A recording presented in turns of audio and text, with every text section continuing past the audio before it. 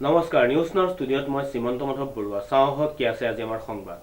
চুতীয়া জাতি যুৱ সন্মিলন অসম কেন্দ্ৰীয় সমিতিয়ে যোৰহাট প্ৰেছ ক্লাবত এখনি সংবাদমেল সম্বোধন কৰে নিউজ নাওৰ এক ৰিপৰ্ট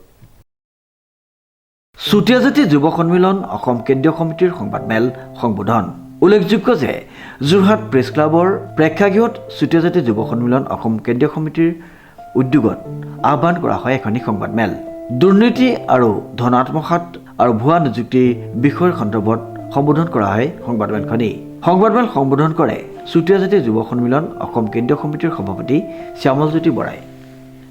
জয়জয়তে সাংবাদিক বন্ধুসকলক মই চুতীয়া জাতি যুৱ সন্মিলনৰ সভাপতি শ্যামলজ্যোতি বৰাই সকলোকে নমস্কাৰ জনাইছোঁ আৰু আপোনালোকৰ জৰিয়তে মই এটা কথা আজি স্পষ্ট কৰি দিব বিচাৰিছোঁ যোৱা কালিৰে পৰা আপোনালোকৰ সংবাদ মাধ্যমৰ যোগেদি আমি এটা কথা জানিব পাৰিছোঁ যে যোৰহাটত সমাজ কল্যাণ বিভাগত চুতীয়া উন্নয়ন পৰিষদৰ নামত আৰু চুতীয়া জাতি যুৱ সন্মিলনৰ এজন তদানীন্তন বিষয়ববীয়াৰ নামত এটা ব্যাগুম কেলেংকাৰী ইতিমধ্যে কথা পোহৰলৈ আহিছে আৰু আমি সেই কেলেংকাৰীটোৰ সম্পৰ্কত আজি এটা কথা আমি স্পষ্ট কৰি দিব বিচাৰিছোঁ যে চুতীয়া উন্নয়ন পৰিষদৰ নামত কোনো ধৰণৰ নিযুক্তি এতিয়ালৈকে হোৱা নাই আৰু চুতীয়া উন্নয়ন পৰিষদে কোনো ধৰণৰ নিযুক্তিৰ ব্যৱস্থা কৰিব নোৱাৰে যিহেতু অসম চৰকাৰৰ মাননীয় মুখ্যমন্ত্ৰী ডক্টৰ হিমন্ত বিশ্ব শৰ্মা ডাঙৰীয়াই চুতীয়াসকলৰ অৰ্থনৈতিক বিকাশৰ কাৰণে এটা পেকেজ ঘোষণা কৰিছিলে 125 কোটি টকাৰ আৰু সেই পেকেজৰ ভিতৰত চুতীয়া উন্নয়ন পৰিষদ হ'ল এটা ইমপ্লিমেণ্টেশ্যন এজেঞ্চি চুতীয়া উন্নয়ন পৰিষদে যিখিনি কনষ্ট্ৰাকশ্যন হয় বা বেনিফিচিয়াৰী হয় সেইখিনি চিলেকশ্যন কৰে বা সেইসকলক পুঁজি যোগান ধৰে কিন্তু নিযুক্তিৰ ক্ষেত্ৰত চুতীয়া উন্নয়ন পৰিষদ কোনো পধ্যে জড়িত নহয় এইটো কথা প্ৰথমতেই মই স্পষ্ট কৰি দিব বিচাৰিছোঁ আৰু দ্বিতীয়তে চুতীয়া জাতি যুৱ সন্মিলনৰ নামত শিৱসাগৰ জিলাৰ যিজন সতীৰ্থ এসময়ৰ অপূৰ্ব শইকীয়াৰ নামটো ইতিমধ্যে সাঙুৰ খাইছে তেখেতক আমি 2024 চনৰ 29 ছেপ্টেম্বৰ তাৰিখেই আমি তেখেতক পদবীৰ পৰা ইতিমধ্যে অপসাৰণ কৰি থোৱা আছে সাংবিধানিক কিছু খেলিমেলিৰ বাবে তেওঁ সংবিধান বিৰোধী কিছু কাম কৰাৰ বাবে তেওঁক আমি অপসাৰণ কৰি থোৱা আছে আৰু তেওঁৰ লগতে আমাৰ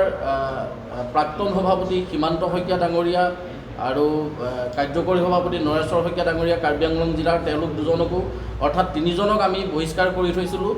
তেখেতসকলৰ অভিযোগ আছিল বিশেষকৈ সীমান্ত শইকীয়াৰ ওপৰত অভিযোগ আছিল গুৱাহাটীৰ যিটো আমাৰ মুখ্য কাৰ্যালয় সেই মুখ্য কাৰ্যালয়টো নিৰ্মাণৰ ক্ষেত্ৰত 13,07,000 টকাৰ এটা পুঁজি যোগান ধৰিছিল অসম চৰকাৰ চুতীয়া উন্নয়ন পৰিষদৰ তৰফৰ পৰা আৰু সেই পুঁজিটো সম্পূৰ্ণৰূপে আত্মসাৎ কৰি তেওঁ এটা কেলেংকাৰী কৰিলে আৰু এটা খুব আখুৱাপূৰ্ণভাৱে এটা অফিচ নিৰ্মাণ কৰিলে তাৰ অভিযোগত আমি তেখেত দুজনক বিশেষকৈ সীমান্ত শইকীয়া আৰু নৰেশ্বৰ শইকীয়াক আমি বহিষ্কাৰ কৰি থৈছিলোঁ আৰু লগতে শিৱসাগৰৰ যিজন অপূৰ্ব শইকীয়াৰ নাম ইতিমধ্যে সমাজ কল্যাণৰ নিযুক্তিৰ ক্ষেত্ৰত মানে যিটো কেলেংকাৰীত জড়িত হৈছে তেখেতক আমি সংবিধান বিৰোধী কিছু কাৰ্যকলাপত লিপ্ত থকাৰ কাৰণে সংগঠন বিৰোধী কিছু কাৰ্যকলাপত লিপ্ত থকাৰ কাৰণে আমি তেওঁক 2024 চনৰ 29 তাৰিখে তেওঁক ইতিমধ্যে আমি বহিষ্কাৰ কৰি থৈছোঁ গতিকে আমি আপোনালোকৰ জৰিয়তে অসমৰ মাননীয় মুখ্যমন্ত্ৰী ডক্টৰ হিমন্ত বিশ্ব শৰ্মা ডাঙৰীয়াক অনুৰোধ জনাইছোঁ যে এই সমাজ কল্যাণ বিভাগত যিটো ইতিমধ্যে দুৰ্নীতি হৈছে টকাৰ লেনদেন হৈ পেলাই যিটো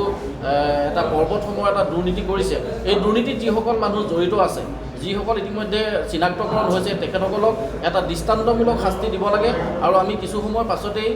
যোৰহাট জিলাৰ আয়ুক্ত মহোদয়ৰ যোগেদি অসম চৰকাৰৰ মাননীয় মুখ্যমন্ত্ৰী মহোদয়লৈ আমি মেমৰেণ্ডাম